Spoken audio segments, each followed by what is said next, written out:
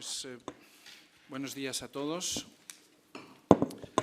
y muchas gracias por acompañarnos esta mañana para asistir a lo que sin duda va a ser una conversación interesante sobre la situación actual en Argelia, país muy próximo a España, como todos ustedes saben, país amigo y país de gran importancia por motivos de toda índole, geopolíticos, económicos, sociales y demás. Y país que, por supuesto, desde el Real Instituto Elcano venimos siguiendo con muchísimo interés desde nuestra creación. Todos ustedes saben por qué estamos aquí. En Argelia se está viviendo una situación muy interesante, pero también muy preocupante por los motivos que irán explicando nuestros ponentes.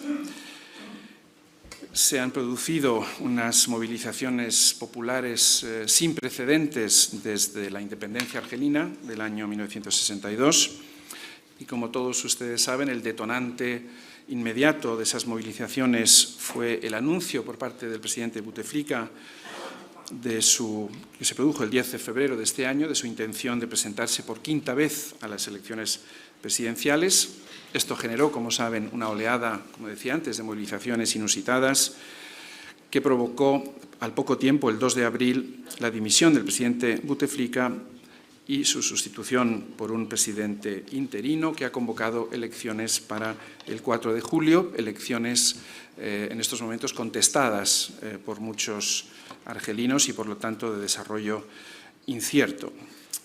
Hoy lo que queremos ver, por un lado, es conocer mejor las causas más profundas, lo que hay detrás de esta explosión de movilización popular, causas económicas, políticas y sociales, por un lado, y también, lógicamente, queremos que nuestros ponentes hagan uso de sus respectivas bolas de cristal para intentar alumbrar un poco, o arrojar un poco de luz sobre lo que puede pasar en un futuro próximo. Y para eso tenemos a 6 ponentes excelentes. La sexta ponente ha tenido un pequeño retraso por motivos ajenos a su voluntad, pero creo que ya está aterrizado en Madrid y se incorporará próximamente a este panel.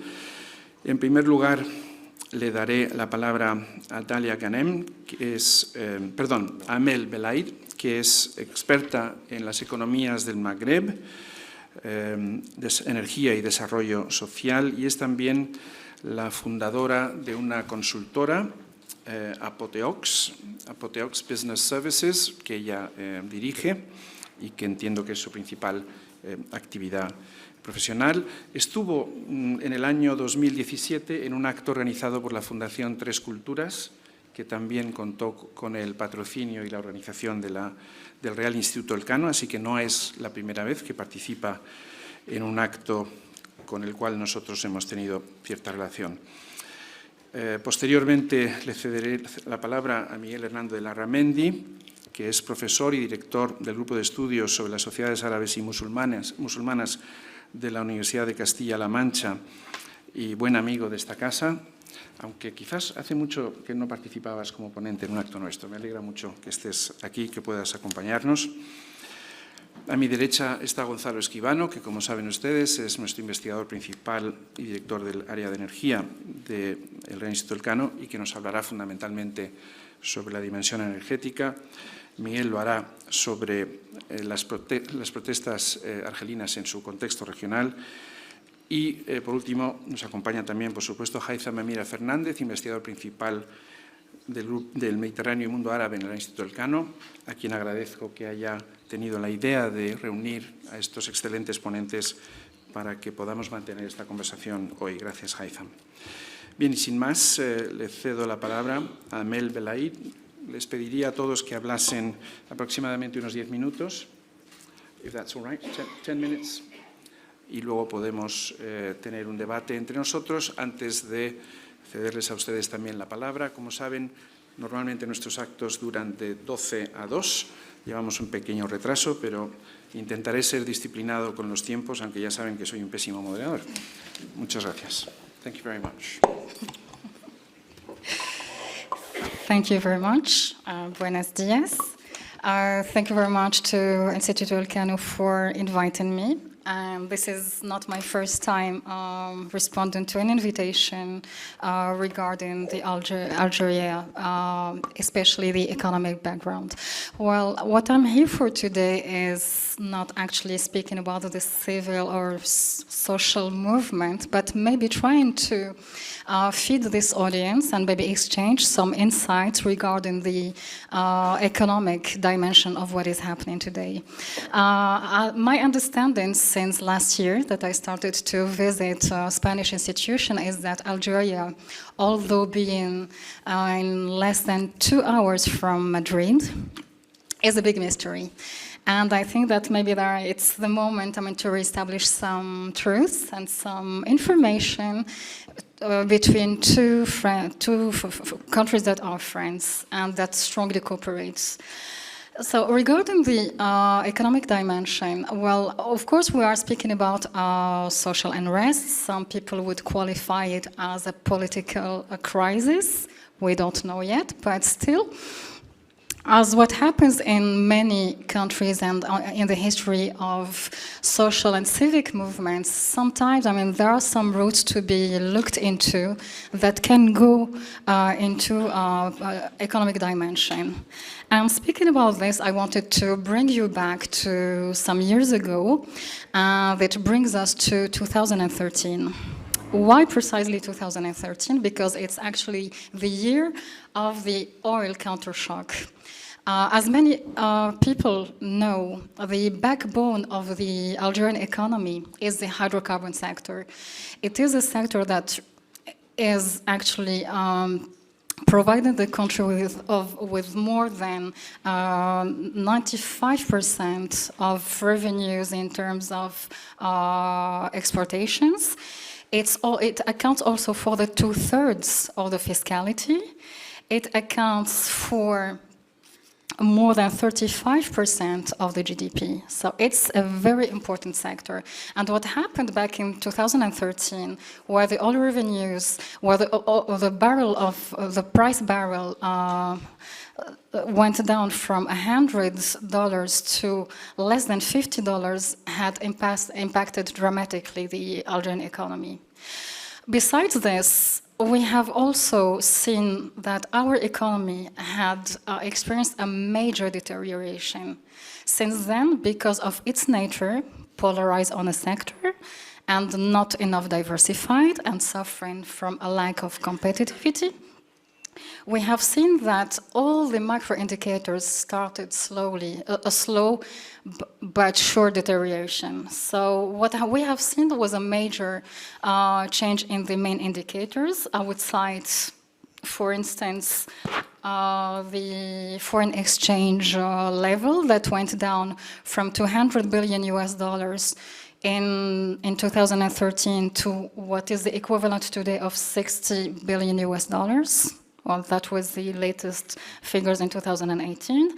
We have seen that the terms of the foreign trade also had been impacted dramatically by the devaluation of the dinar that was depreciated compared to the hard currencies. So we have seen a nominal decrease of about 20% compared to the US dollars. And we have also seen that the public deficit continued to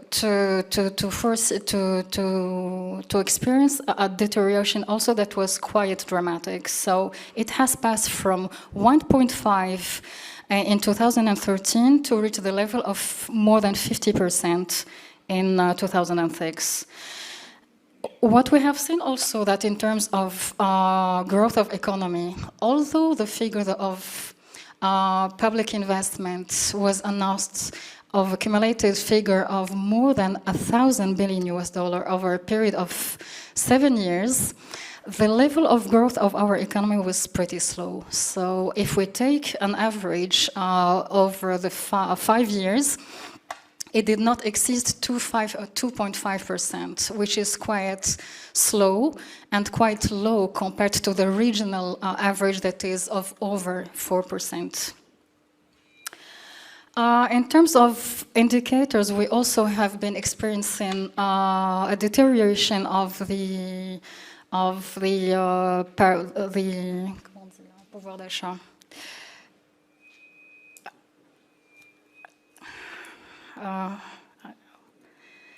So this fragility actually had impacted dramatically the middle class in terms of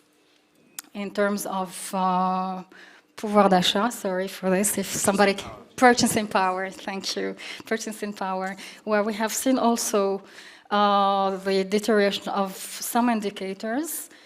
And finally, if we can summarize the sum of all these impacts, we are facing a situation where we have a very fragile economic model, where we are experiencing structural and not conjunctural deficits.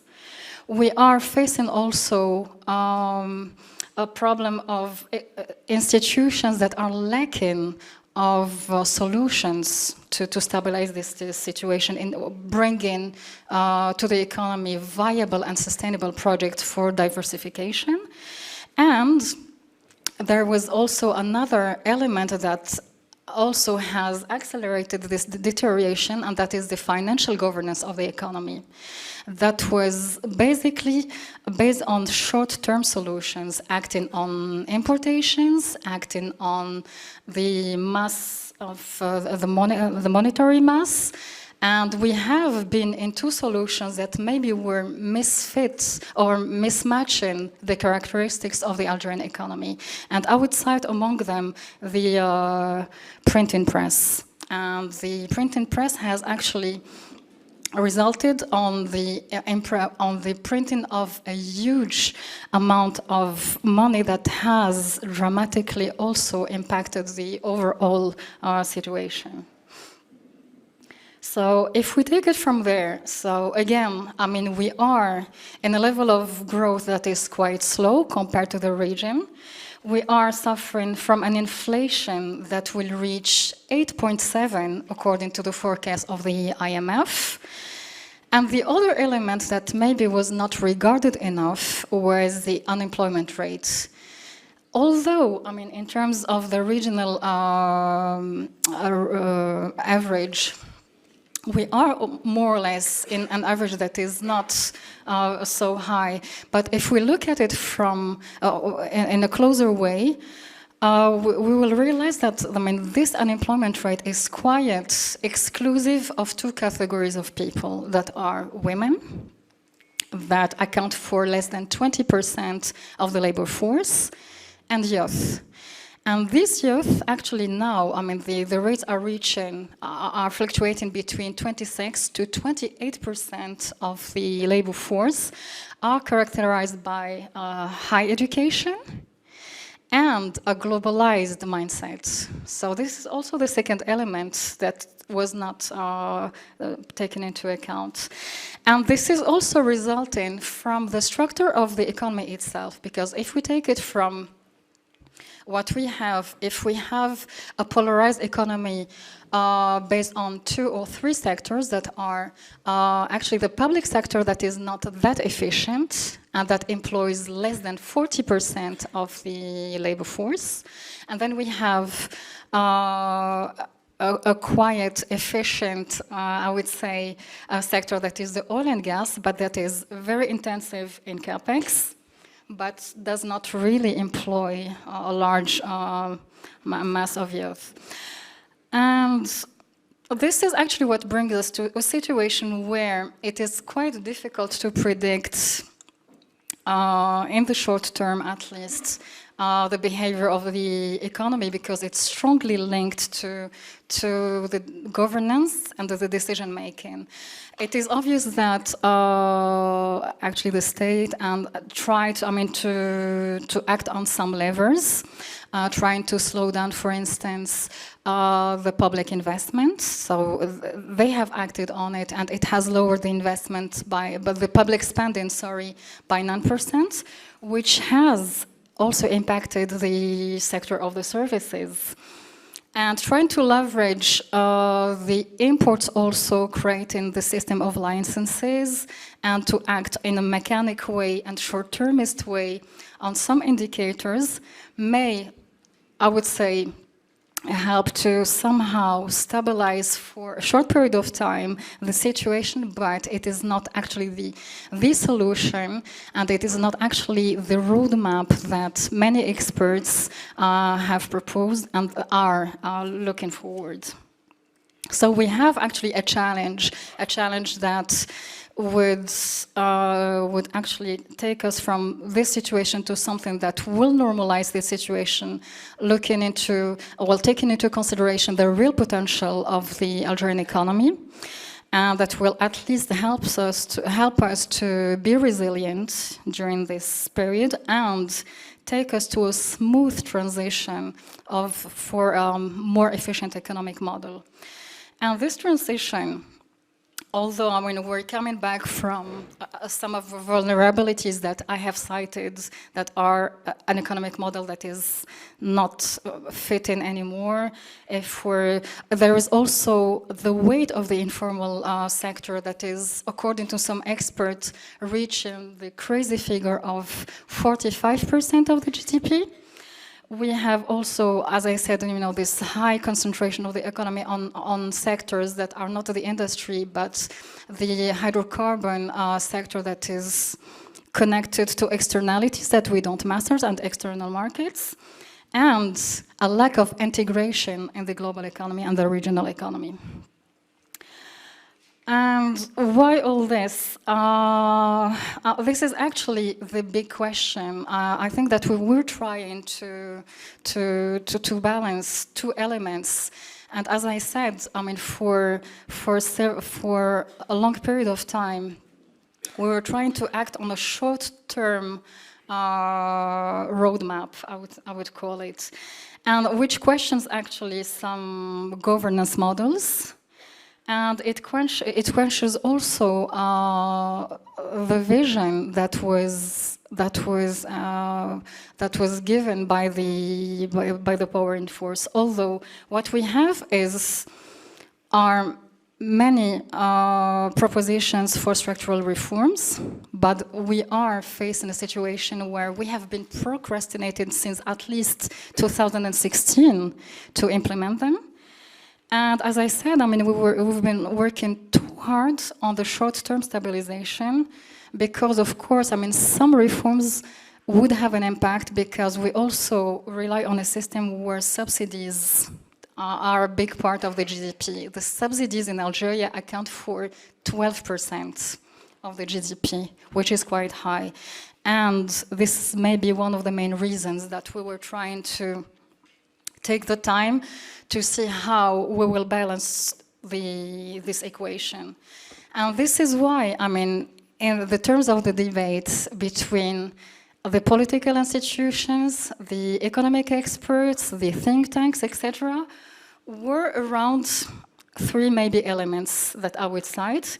It's how to find the balance between structural reforms and social stability, because we will go through maybe the review of some social advantages and benefits, and how to make this smooth shift in this economic level, the economic model where we will bring or we will give a larger stake to the private sector, instead of continuing to support and to subsidize the state-owned companies that are also one of the major suppliers of the employment, of the labor market, and how to move from a state-regulated market to a freer market, I would say.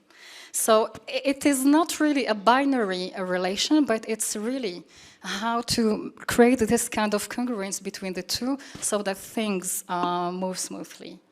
And this is exactly maybe where today, and this is what maybe would interest people to see, how this is where the economic meets the social or the civic, because in the background of what is happening today, there are some demands that are connected to the economy.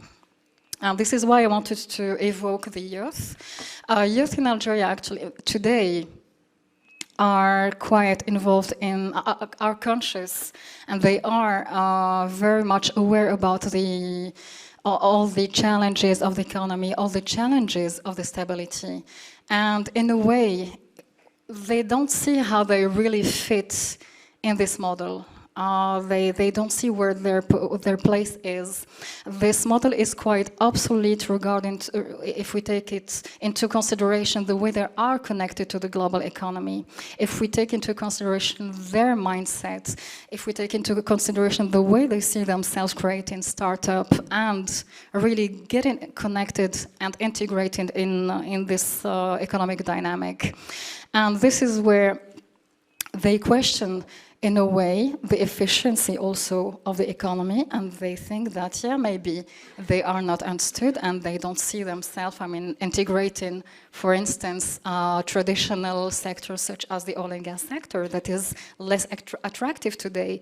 They don't see themselves working in administrations. They don't see themselves bureaucrats. So there is a kind of misfit, and I think that this is somehow what reflects in the social movement. And I think I will stop here for now. Thank you very much. Thank you very much, Amel. That was an excellent start to our debate. Uno de los problemas de las transiciones a la democracia, si es que estamos ante una posible transición democrática, y esa es una pregunta que intentaremos responder a lo largo de esta conversación, es precisamente lo que un autor llamaba el dilema de la simultaneidad, es decir, cómo se alcanza simultáneamente, cómo se hace simultáneamente la transición política y al mismo tiempo la transición económica. En España, por cierto, a veces olvidamos que los años 1975-85 fueron años absolutamente perdidos en términos económicos, años de muy bajo crecimiento y también de pocas reformas que realmente no se iniciaron hasta un poco después. Thank you so much, Amel. That's an excellent kickoff. Miguel, adelante. Muchas gracias. Yo quiero retomar mi intervención un poco a partir de donde la ha dejado Amel. Ella planteaba la importancia de la cuestión social y cómo articular un modelo económico con unas demandas y unas expectativas sociales, ¿no? Y quizás a partir de ahí voy a tratar de desgranar algunas reflexiones, pero antes de entrar directamente en ello, sí que me gustaría pues lanzar algunas características o algunos puntos que me parecen a mí especialmente interesantes de lo que está teniendo lugar desde hace 10 semanas, mañana se cumplirán las 10 semanas de movilizaciones en Argelia, y que han roto además con una imagen muy extendida de la apatía y despolitización de la sociedad, de una sociedad traumatizada por la guerra civil, la década negra, y esa experiencia traumática habría sido uno de los factores muchas veces mencionado para explicar por qué en el año 2011 pudieron sortearse las primeras revueltas que hubo, o incluso como en el año 2014, cuando ya se presentó a un cuarto mandato Bouteflika, pues consiguió ser neutralizada pues algún rechazo que se produjo en ese momento. Lo que sí que es cierto es que la experiencia traumática sí que ha influido en el actual movimiento de movilización, ¿no? Antes lo hablábamos con Amel, ¿no? Una de las características fundamentales que en las manifestaciones se repite es silmilla, su carácter pacífico, ¿no? La idea un poco de evitar preventivamente cualquier posibilidad de recurrir a la violencia que pueda dar lugar a que el movimiento pudiera ser reprimido, o la opción por acciones de desobediencia civil, cuando ha habido algunos intentos, hasta ahora pocos, de reprimir algunas de las manifestaciones, ¿no? Con los alcaldes que se niegan a renovar las listas electorales, o con algunos jueces que han anunciado su rechazo a supervisar las elecciones presidenciales de las que antes hablaba Charles. Características, igual que ocurrió también, y eso sí que son algunos rasgos comunes con otras movilizaciones previas en la región, es su carácter horizontal, su alcance nacional, en alguna medida su carácter transversal, ¿no? Que eso es lo que le dota de fuerza, como luego veremos, con un objetivo político muy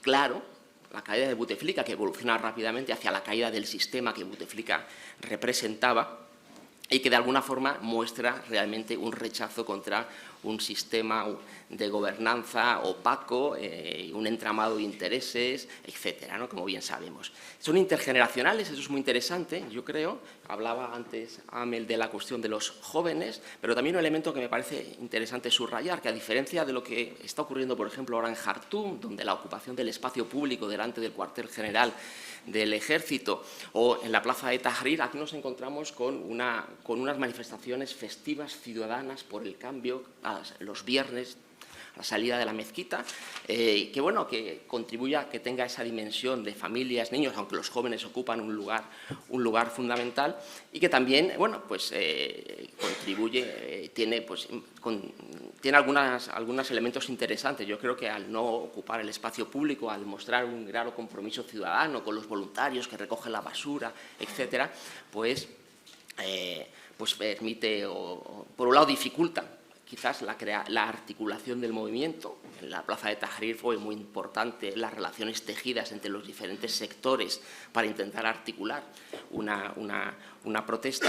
Pero bueno, esa es una idea que quería subrayar. Otro elemento que quería subrayar es su carácter nacionalista. Lo hablaba Charles, la recuperación del orgullo por la lucha por la independencia nacional.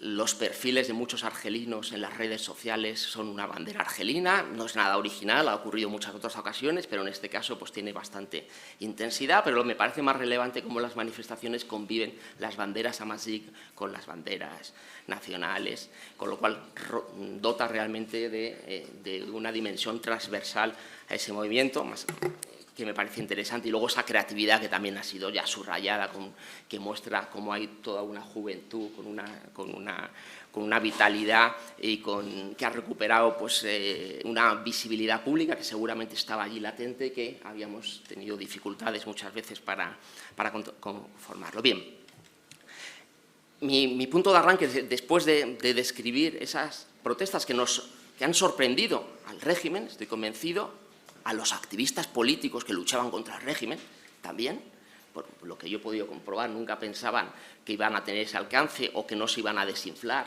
semana tras semana, pero que también a los que observamos y nos interesamos por el país, pues también nos han sorprendido.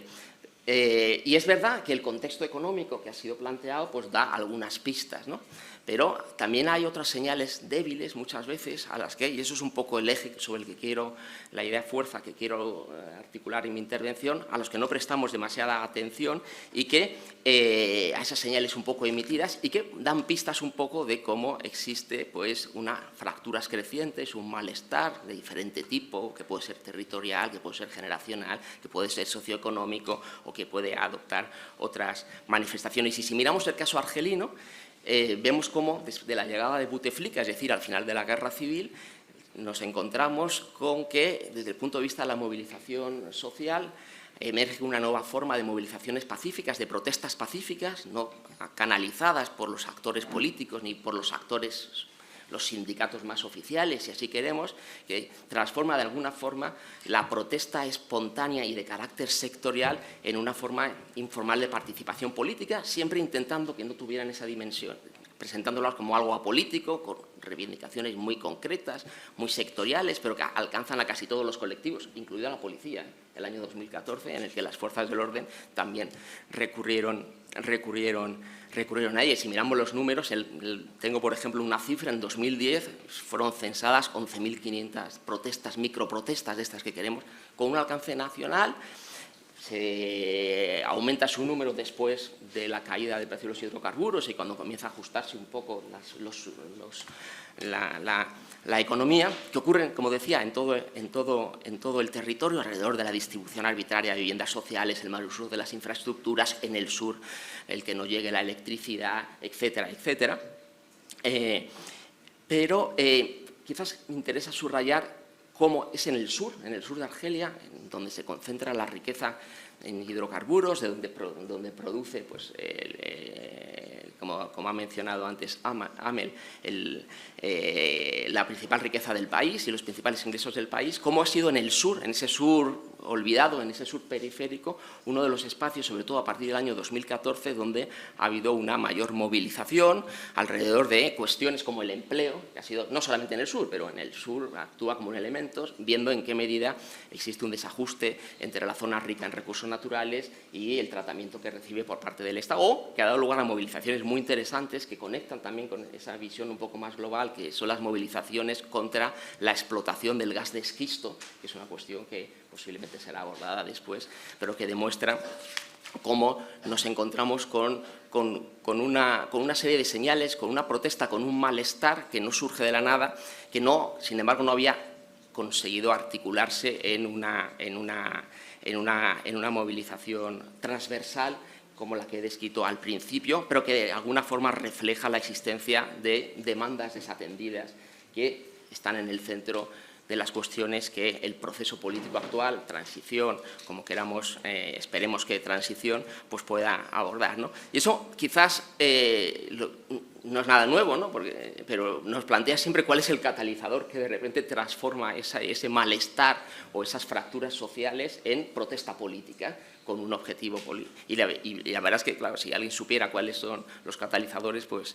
Pero si miramos en el caso de Túnez, vemos claramente cómo fue el suicidio nihilista de ese vendedor ambulante de frutas en el Túnez olvidado, o si miramos más cerca en Francia, vemos cómo es la subida de la tasa para el diésel, me refiero, porque también en los catalizadores, pues en el caso de Argelia hemos visto que fue pues, el sentimiento de humillación insoportable ante un quinto mandato con un presidente que desde en los últimos 6 años no había pronunciado un solo discurso público. En Sudán, sin embargo, han sido, como bien saben, cuestiones vinculadas a la reducción de los subsidios y a la subida del precio del pan, lo que actuó inicialmente como detonante. Bueno, por lo tanto, aunque cada contexto es diferente, y eso es importante subrayarlo, las fracturas y desequilibrios acaban traduciéndose muchas veces en protestas con repertorios de acción colectiva que van evolucionando y que van adaptándose y a los que hay que prestar atención, no solamente cuando el foco se centra en un movimiento, en una situación esperanzadora, como es la que vivimos ahora en Argelia, sino en otros contextos. Por ejemplo, estos días precisamente, si miramos a lo que está ocurriendo en Túnez, es una microprotesta que no tiene mucha importancia, pero en el sur de Túnez, donde es la zona donde se produce petróleo, una de las zonas donde se produce petróleo, en los pozos de El Camur, precisamente, pues hay un nuevo movimiento de sentadas, de protestas, que retoman protestas ya del año 2017 en las que pues, reclaman al Estado pues el cumplimiento de los acuerdos para que las empresas energéticas contraten población local y que de alguna forma recuerda cómo la marginación y la exclusión de las regiones periféricas de Túnez, que estuvieron en el origen de lo que ocurrió en el año 2011, siguen sin ser atendidas con un proceso político, la transición tunecina, esperanzadora, pero que ha puesto más el énfasis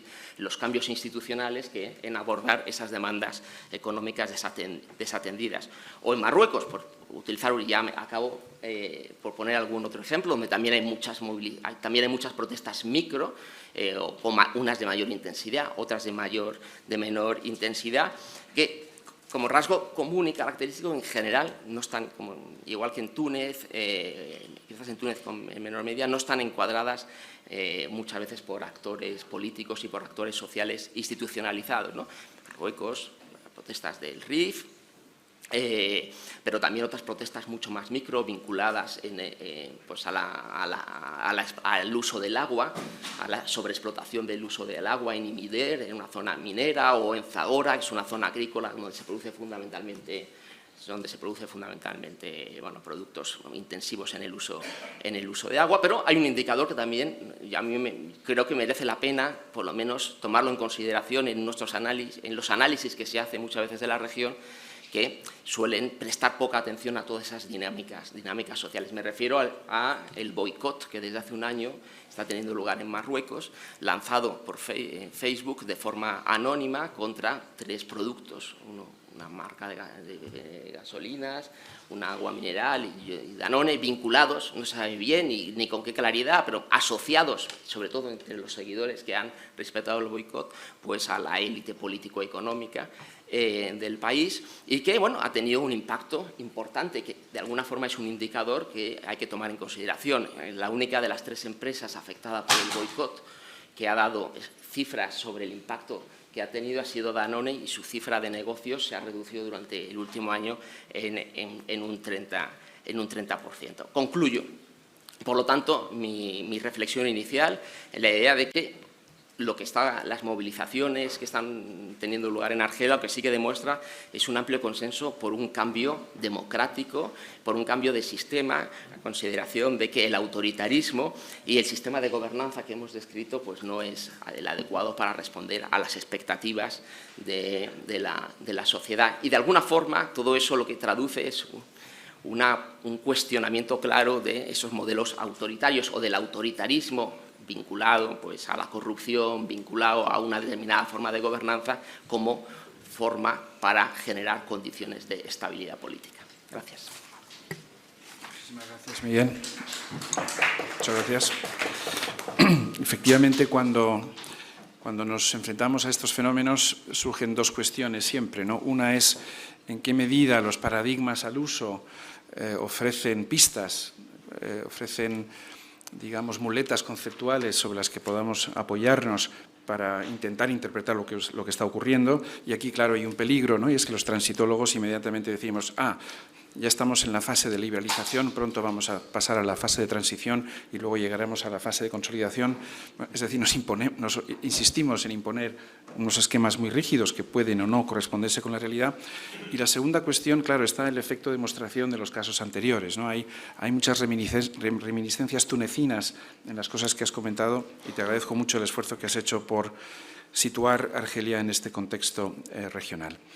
Cedo la palabra a Gonzalo Escribano, como saben, nuestro experto en el canon en temas energéticos, y que va a hablar precisamente sobre esta dimensión. Muchas gracias. Muchas gracias, director. Muchas gracias a todos por estar aquí. Me complace mucho el interés, como yo creo a todos los de la mesa, el interés que ha demostrado la audiencia por un tema como Argelia, que es de primera magnitud, creo yo, para España, desde luego lo es para su sector energético. Y yo lo que quería hacer con ustedes es compartir ideas básicamente sobre 3 puntos, ¿no? La verdad es que esto lo voy a improvisar, pero al hilo de las intervenciones de Chas, esto hablo bajo su control porque el que es experto en transiciones es él, pero sí que me gustaría quizá una breve introducción sobre cómo desde la economía política y el papel del petróleo afecta a los procesos de democratización, ¿no? Si es que estamos en uno de esos. Y la verdad es que las ciencias sociales tampoco pueden aportar mucho. Yo siempre me he acordado de uno de los trabajos, por lo menos más citados en la economía política, no sé si en políticas, de O'Donnell y no sé quién, que tenía... Me parece que es otro. Este es el artículo que tiene ese preciso título, Conclusiones tentativas sobre democracias inciertas. Entonces, es que ya incluso parece demasiado preciso, ¿no? Yo no creo que podamos ir mucho más allá, ¿no? Sinceramente, yo por lo menos no lo veo. Lo segundo que me gustaría hablar es de las implicaciones que tiene la situación actual o de distintas salidas para la política energética argelina, ¿no? Yo no sé. Creo que era Lins el que calificaba entre reforma y ruptura pactada, si recuerdo bien. No sabemos si estamos en un escenario de reforma o, más deseablemente, de ruptura pactada, ¿no? Y cómo se va a pactar esa ruptura con el orden actual. Y, finalmente, intentar dar una visión española, incluyendo la necesidad, a mi juicio, y esto es algo que llevamos dando la lata en el Instituto muchos años, sobre la necesidad de que Europa desarrolle un nuevo discurso energético para el Mediterráneo. Con nuevos elementos, que está a día de hoy tan obsoleto como los regímenes autoritarios de la región. Déjenme empezar por esa contribución rápida. Hombre, no sabemos, las ciencias sociales no sabemos mucho. Hay unos que dicen que el petróleo es malo para la democracia, pero hay otros más recientemente que dicen, oiga, pues mire, el petróleo, si permite financiar capital humano, si permite financiar infraestructuras, otra cuestión es que se gestione mal. El petróleo no tiene una cualidad moral, depende del empleo que se haga de él, ¿no? Entonces, este mito de que el petróleo y el gas condenan a los países al autoritarismo, pues es falso.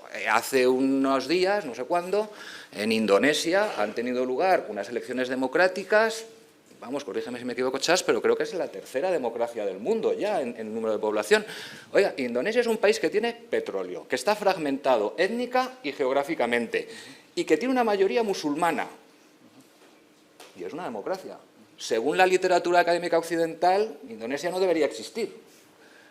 Pues existe. Entonces, no hay que caer en los determinismos. Lo digo para dar un tono de optimismo y no demonizar a aquellos países que tienen una base de recursos naturales. Claro que hay que gestionarlo, claro que hay que afrontar problemas económicos como la enfermedad holandesa o políticos como la maldición de los recursos. Pero bueno, las enfermedades tienen cura, las maldiciones ya no sé, porque yo no soy politólogo, pero las enfermedades tienen cura y los economistas sabemos cómo curar. Y de hecho, la enfermedad holandesa que ha padecido Argelia en los últimos años de caída de petróleo tuvo unas consecuencias mucho menores que la que hubo en etapas anteriores, porque las políticas macroeconómicas, sin ser óptimas, fueron bastante mejores. Entonces, no hay una condena al autoritarismo por tener una base de recursos energéticos o naturales o de cualquier tipo. Lo que pasa es que hay que gestionarlo bien. Hay una cuestión también en la literatura que, claro, a mí me molesta, yo soy economista, entonces se ha trabajado mucho en teoría de juegos, ¿no? En la teoría de juegos tenemos al incumbente y la oposición. Claro, eso supone que tú eres capaz de dibujar las preferencias del incumbente y las preferencias de la oposición. Hoy en Argelia el FLN ni siquiera ha sido capaz de acordar un secretario general. ¿Cuáles son las preferencias? La oposición, no sé cuál es el liderazgo que tiene, yo no sé, es una de las preguntas que quiero hacer a Mel. ¿Cuáles van a ser las opciones económicas y de política energética de esta oposición? Bueno, esa es un poco la cuestión. Ahora, ¿cuál es la influencia que puede tener esta situación sobre la política energética argelina, que es de primer interés para España? Estemos hablando de una reforma, de una ruptura pactada. En cualquier caso, el sector energético argelino afronta unos retos de primera magnitud. La producción está en declive de petróleo, la de gas ha aumentado en los últimos años por unas inversiones realizadas hace años, pero se prevé que empiece a declinar a partir de 2022, 2023, depende de las estimaciones y de los analistas.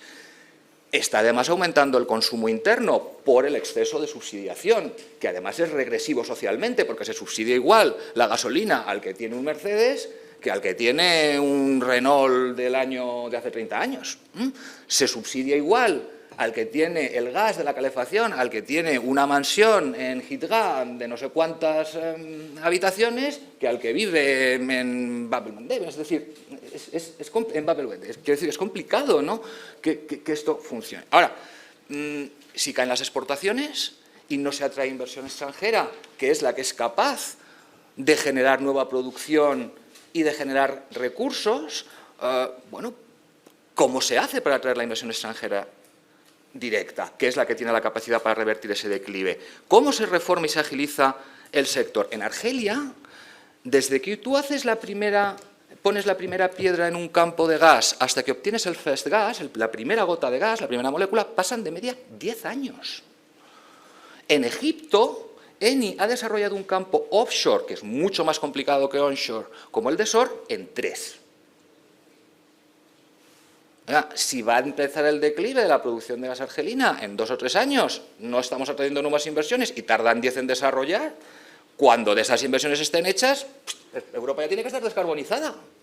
Entonces, muy complicado avanzar ahí. Entonces, yo lo que tengo son sobre todo preguntas para Amel, ¿no?, sobre estos temas. ¿Cuál puede ser el futuro? ¿Qué opina esa sociedad civil argelina sobre que las empresas extranjeras no pueden tener la mayoría de la propiedad? 49-51. ¿Qué opina esa gente, esa población que se está manifestando sobre cuál debe ser la fiscalidad del petróleo? ¿Se ven aumentar más y seguir fastidiando las inversiones de las empresas extranjeras? ¿Qué piensa esa oposición sobre que es necesario reducir los subsidios al consumo?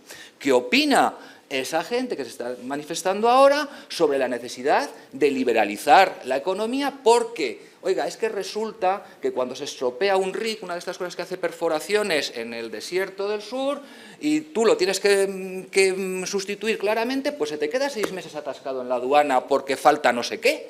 Durante 6 meses tú tienes una inversión parada perdiendo dinero. Entonces, ¿cómo está en el nuevo escenario de ruptura pactada? ¿Se van a poder afrontar esos retos? ¿Se va a poder afrontar el tema de los subsidios, el tema de la liberalización, el tema de la privatización, el tema de dar más espacio a las empresas extranjeras? ¿Cuál es la perspectiva sobre eso? La única cosa que yo veo clara y que me parece buena y es un buen desarrollo es que hay un consenso en la transparencia.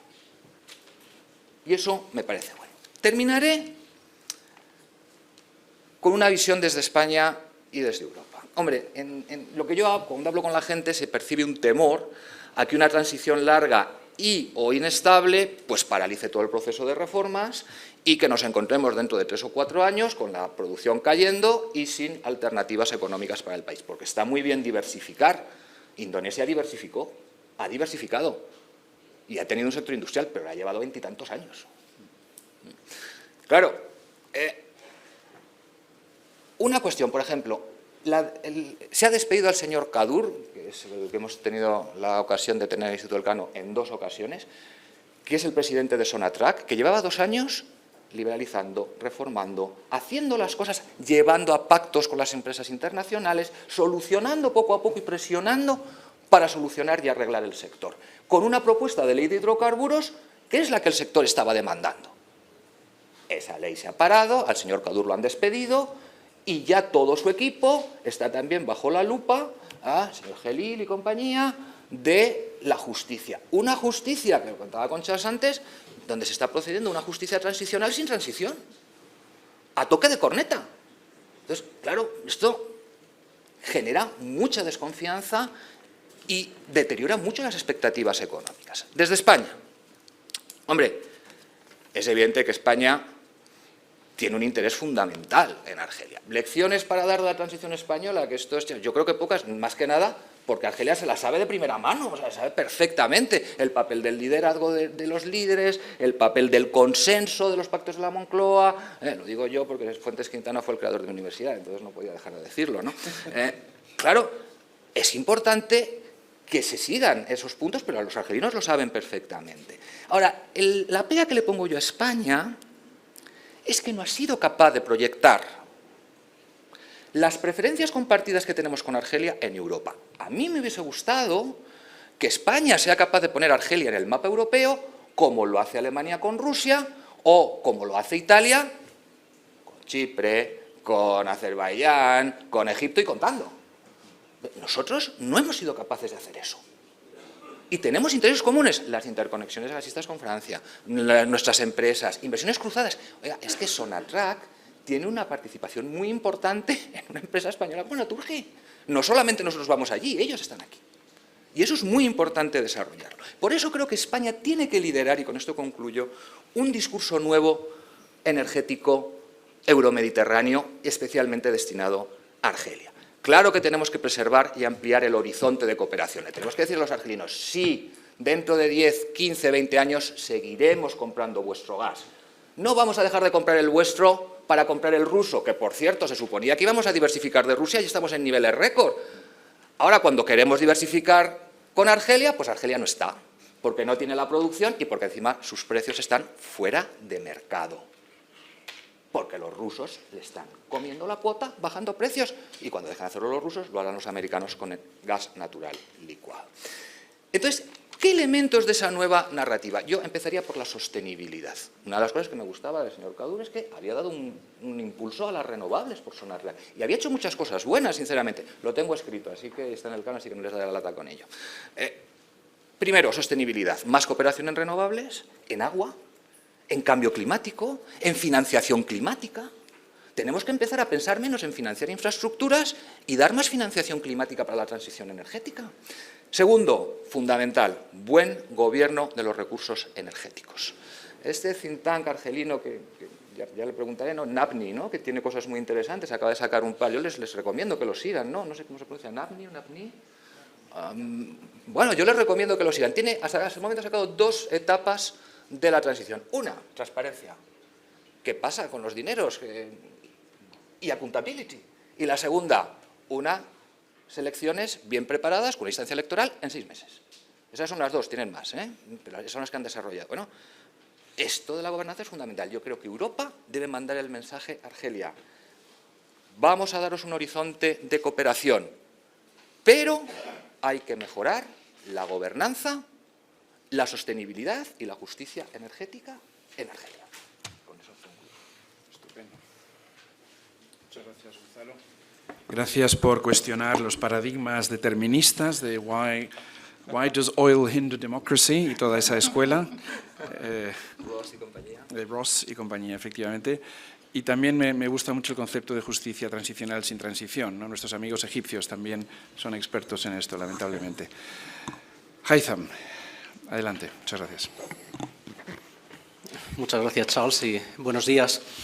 Mi intención es plantear algunas ideas sobre las implicaciones regionales e internacionales de lo que estamos viendo en estas últimas 9 semanas en Argelia, dando algunas pinceladas sobre el contexto regional y en qué vecindario se encuentra Argelia y cómo están reaccionando, respondiendo distintos países, pero también actores sociales en países del entorno y del vecindario. Y no solamente del vecindario inmediato en el norte de África, en Oriente Medio, sino también del vecindario mediterráneo al que pertenecemos.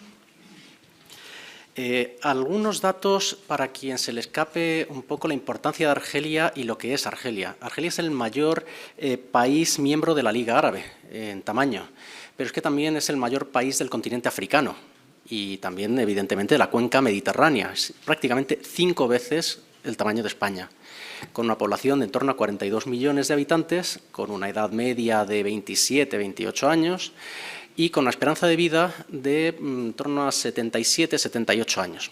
Doy algunas pistas solamente de qué estamos hablando y no olviden que Argel es la segunda capital de un país grande en distancia, en cercanía a Madrid, que a veces nos pilla, parece que está muy lejos. Un país con más de 6.300 kilómetros de fronteras terrestres y más de 1.600 kilómetros de línea de costa. Es algo importante, con fronteras y con vecinos, 6 países y el territorio del Sáhara Occidental. Es decir, estamos hablando de un país que algunos en la literatura académica describían como un estado pivote. Un estado pivote, uno de esos estados que tiene una importancia estratégica, militar, energética muy grande y que cualquier cambio que se produzca ahí puede afectar a su contexto, a su entorno a nivel pues tanto de seguridad, económico, militar, estratégico, etc. En Argelia lo que se ha visto durante la última década ha sido una disminución importante de su relevancia estratégica, de su proyección, de su presencia, por distintos motivos, pero sobre todo por motivos internos.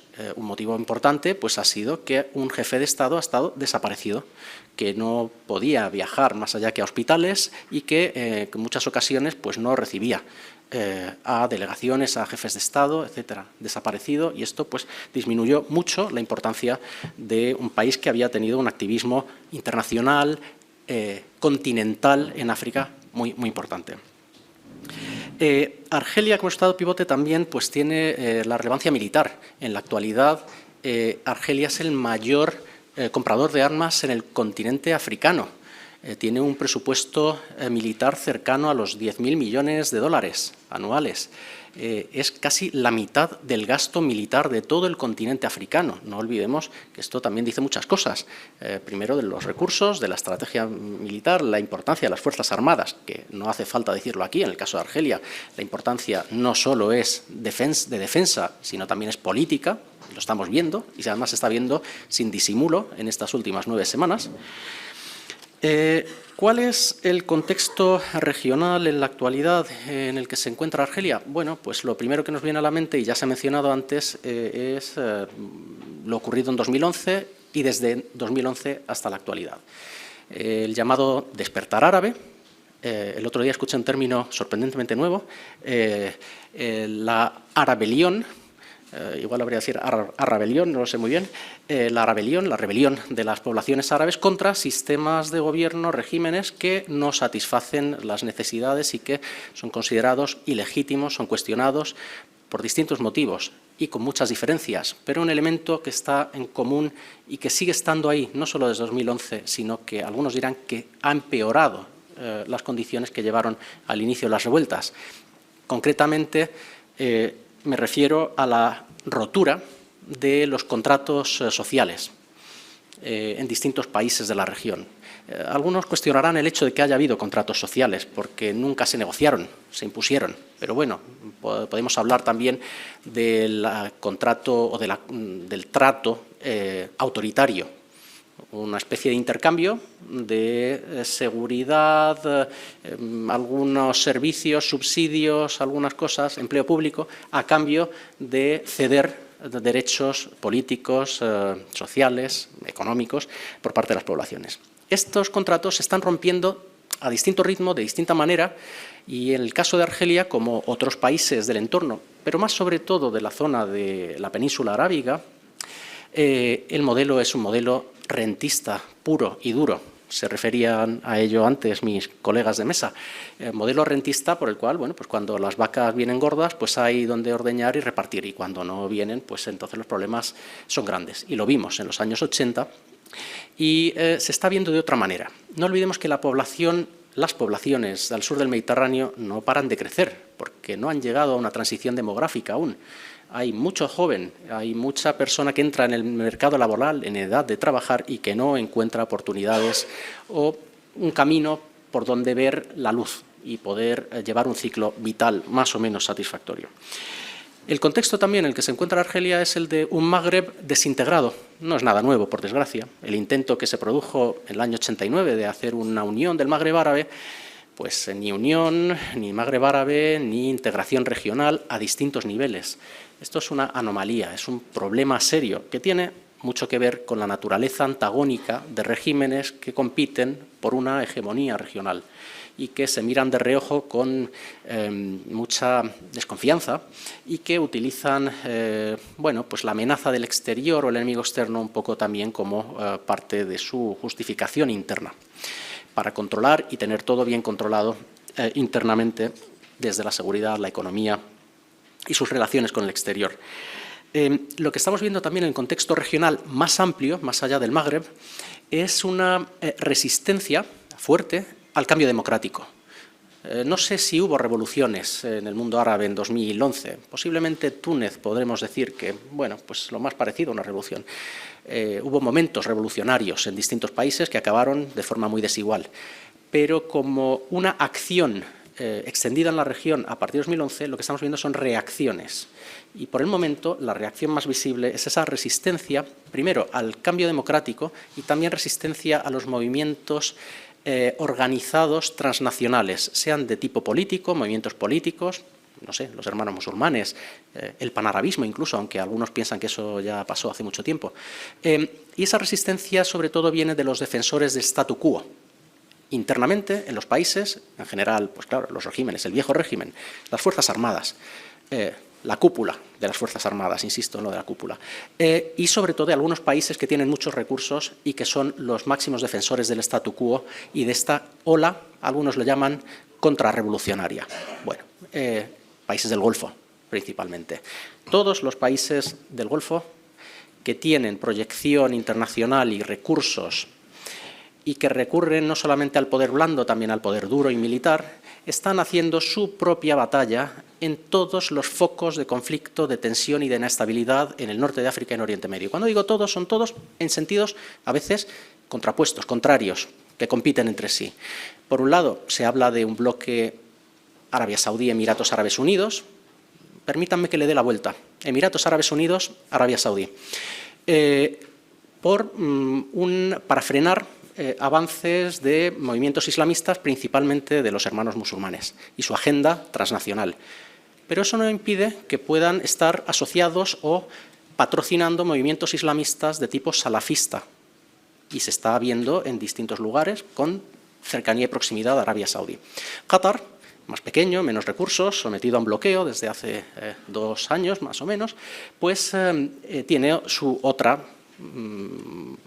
proyecto de intentar proyectar su influencia, su capacidad de decir aquí estoy y de apoyar a quienes parece que les viene bien, y creando una especie de contrapeso a la otra propuesta hegemónica regional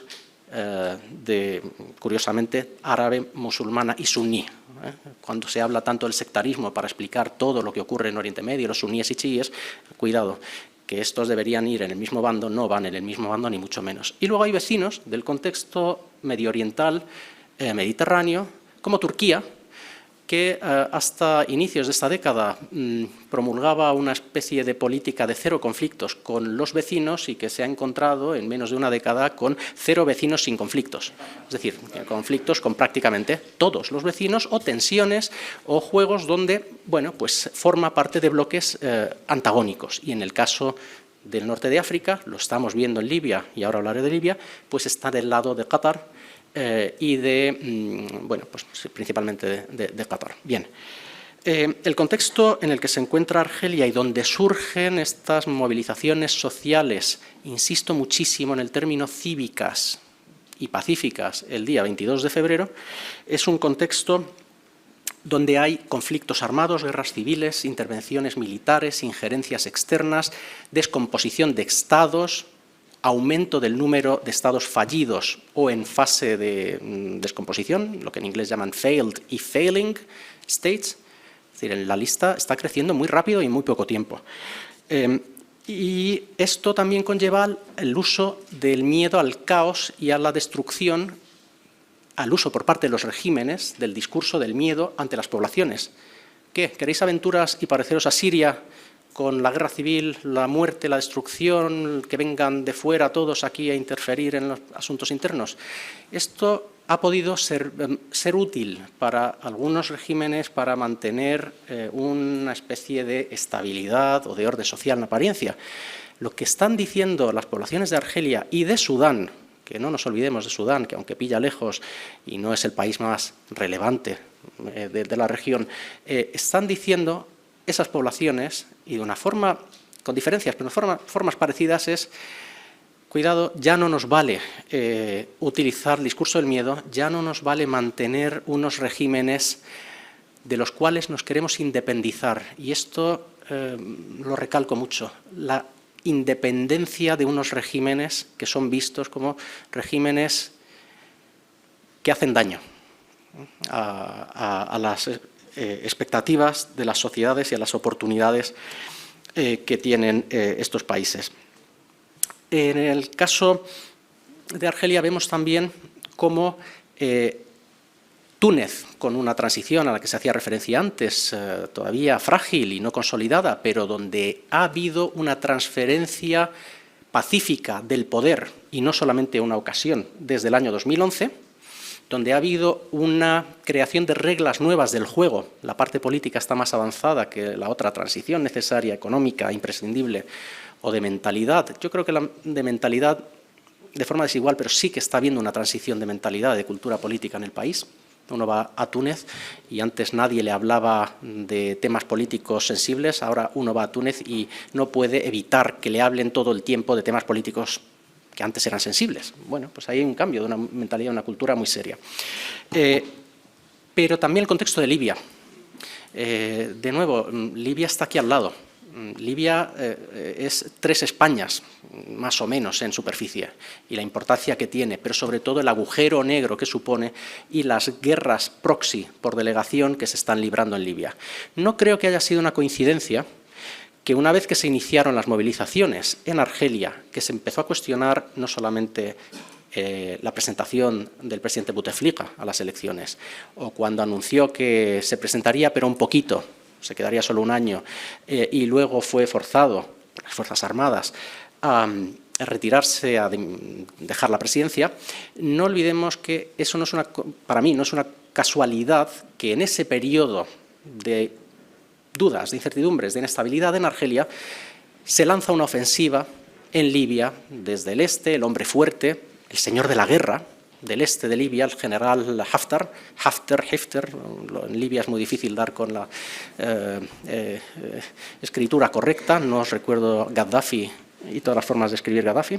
Bueno, pues este general lanza una ofensiva para el asalto y la toma de Trípoli, intentar imponer un control, un dominio militar, bueno, con alianzas muy frágiles en muchos casos, con distintos grupos, milicias en todo el país.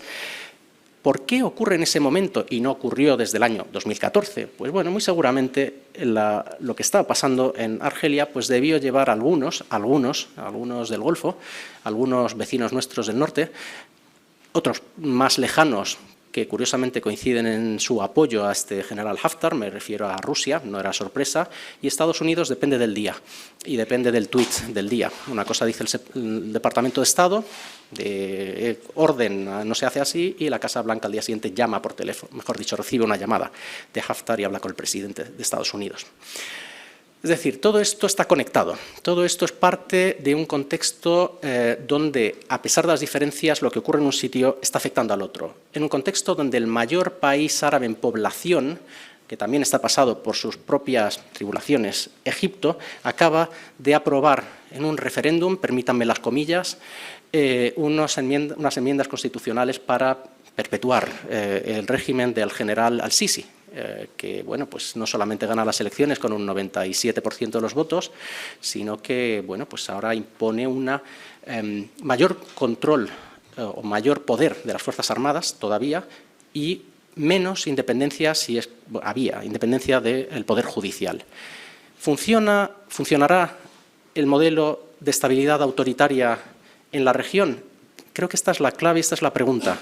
Las alternativas al modelo de estabilidad autoritaria, que puede ser útil desde fuera, que puede ser visto como más vale malo conocido que bueno por conocer, sabemos quiénes son, prometen un control de sus poblaciones, de sus territorios y un acceso a sus recursos, a veces con dificultades, pero esta es la gran pregunta, si el autoritarismo o la estabilidad autoritaria es el modelo, primero, que pueda satisfacer o al menos calmar las demandas de las sociedades, que en general desde este lado del Mediterráneo, desde Occidente, nos estamos olvidando un poco que allí hay población y que las poblaciones van cambiando y que sus condiciones cambian, que las tecnologías cambian, las mentalidades, también hay revoluciones culturales en otras partes del mundo no tan lejanas, que las condiciones de hábitat también no solamente cambian, sino que las proyecciones nos están diciendo que lo que van a cambiar más en poco tiempo no augura muchas cosas buenas. Me refiero a los efectos del cambio climático en una región altamente sensible a cualquier cambio que haya que afecte a recursos y a las condiciones climáticas de vida, una región con enormes presiones y estrés en sus recursos naturales necesarios para la vida, empezando por el agua, la agricultura, la región con mayor déficit alimentario del planeta. No se pueden alimentar, estoy generalizando en toda la región, no se pueden alimentar con lo que producen, sino que tienen que importar un porcentaje cada vez más alto de lo que consumen de alimentos del exterior. Esto es un poco para dar algunas ideas del contexto regional y, si quieren, bueno, igual el internacional podemos desarrollarlo un poco más en el turno de debate. Muchas gracias.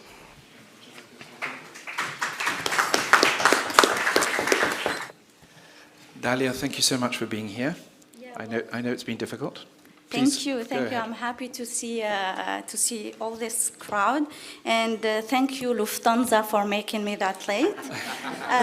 So yeah, I cannot agree more. Actually, I had the chance to be in Algiers for 3 weeks, and I participated myself in the demonstration of February 22nd, then March 1st, March 22nd, and March 29th. And of course, I participated in this demonstration in my country as a citizen, but also with my eyes as a PhD and a political analyst. It's without any doubt what struck all of us, including Algerians, was the peaceful nature of these protests. When we marched on March 1st, I was with my mother, with my brother, with my cousins, and my mother was a bit scared because she knows how youth can behave, you know.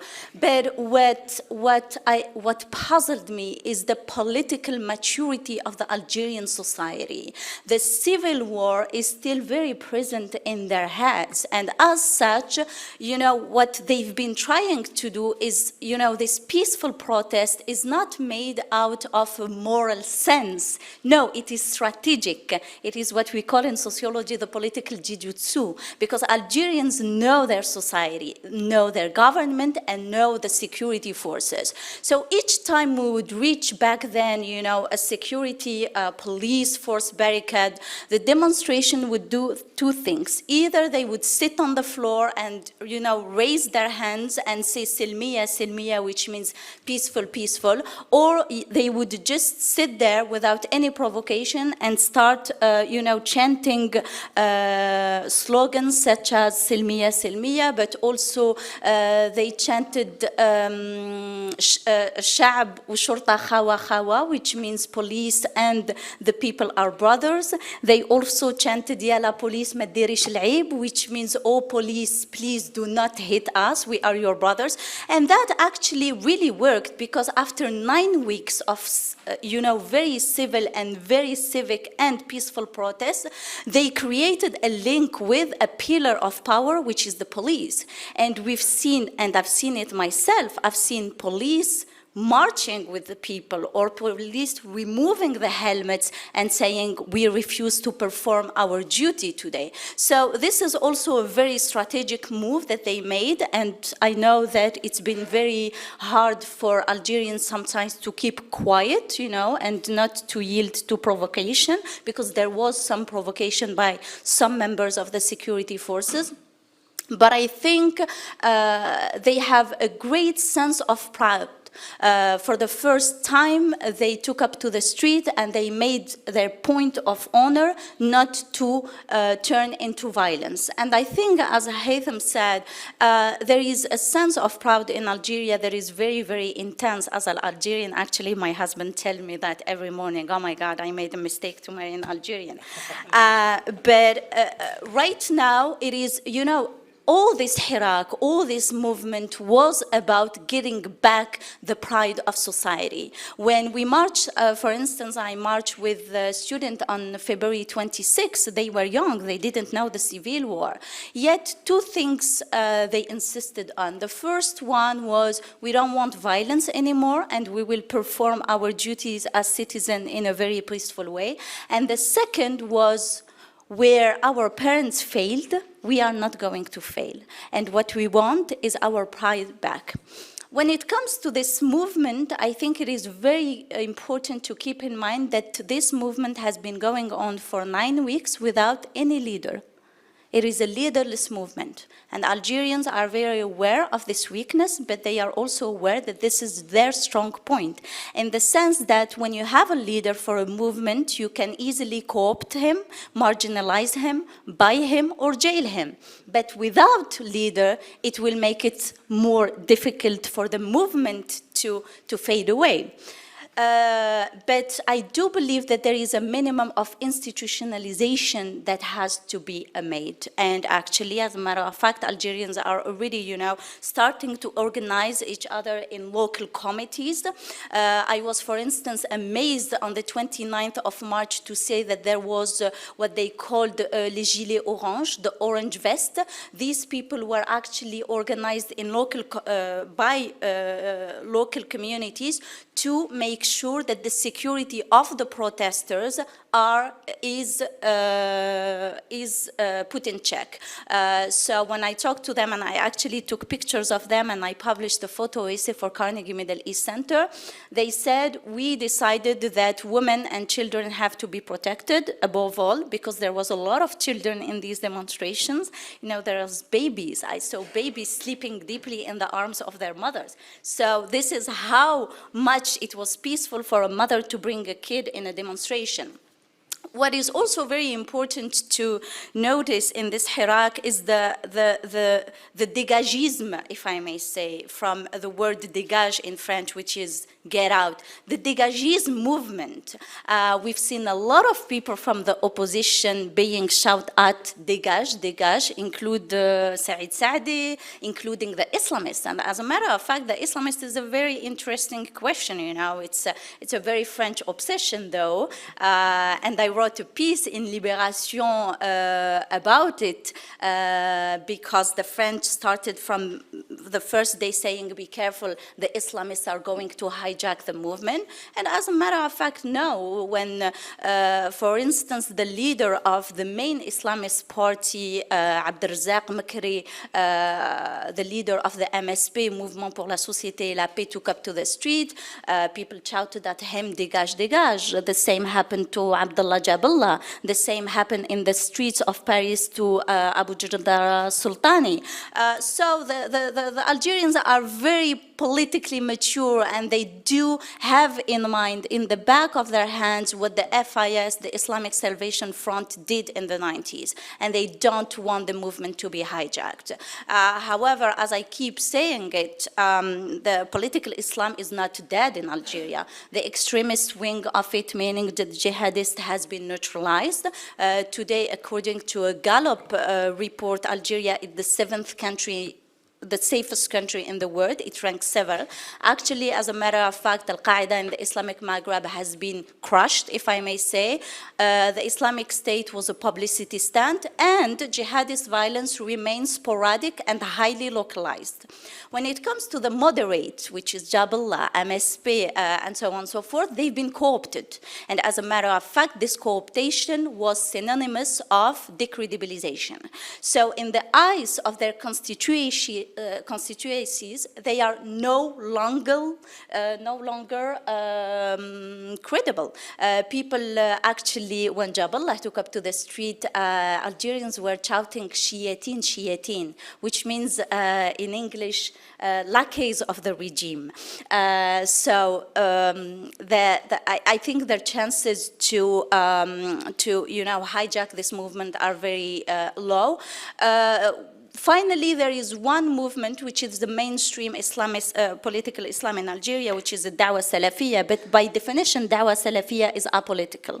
So for now, all those big, figures of Dawah Salafiyya remain silent, and I do believe that they are very pragmatic also. So if they don't want to put in jeopardy their position, especially in front of the army, they would probably remain silent. Now the question, if I may say, is Bouteflika is gone, what's next? Right? Because Algerians, for them, Bouteflika was only the first step. And as a matter of fact, it is very important to note it, because I was there and I was present. When people took up to the street on March 1st, their demand was one: no to the 5th term of President Abdelaziz Bouteflika. It is the contempt of the regime, the disdain of the regime for its people, that mounted and scaled up the demonstration. And then, when we took up to the street the second Friday, the demands were totally different. They were like no to the 5th term of Bouteflika and no to the entire old guard. And now, 9 weeks later, we have Bouteflika who is gone, but we have still no to Bouteflika all supporters, no to the old guard. We have also no to the 3 Bs. You probably talked about that, which is Ben Saleh, Belaid, and Bedoui. One of them already fell, Belaiz.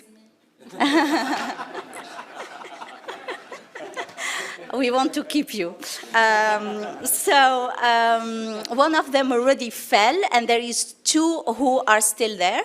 And also, we heard people chanting in millions, and I witnessed it. The slogan was, because Algerians are hilarious when it comes to political slogans. And one of them was saying, روح روح يا بوتفليقة ودي معاك قايد صالح, which means go, go Bouteflika, and take with you Gaid Saleh, the chief of staff. So Gaid Saleh is still seen until now as this figure that stepped up you know, and did something in a historical moment in Algeria's modern history.